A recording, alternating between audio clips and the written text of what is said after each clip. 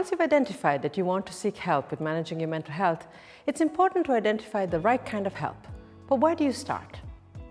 In this episode, I'm going to give you a quick overview of the different types of healthcare providers that can help address issues with mental health. There's lots of different terms out there, and it's important to understand what different practitioners do in order to find the right one for you. I'm going to give you a quick breakdown and outline some of the key differences to mental health care practitioners. It's important to do your own research, speak to people with experience, and ensure you find the right fit for you.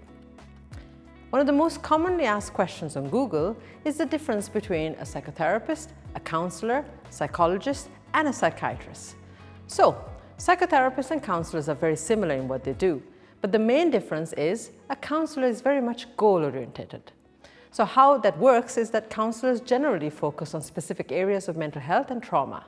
For instance, a grief counselor would only work around grief, and similarly, an addiction counselor would focus on addiction. This kind of work tends to be shorter in general compared to other types of therapy. Now, if you take psychotherapy, for example, how long they will work with a client is very much like asking, how long is a piece of string? You could literally be going to psychotherapy for years, depending on your own openness and issues you hope to explore within therapy. A lot of people begin with the attitude, a few sessions will do it, but the reality is that there is no way to tell how long it will take. The work is explorative in nature, so there's no way to tell how long the process will take. Psychotherapy is very deep and it's very relationship-based.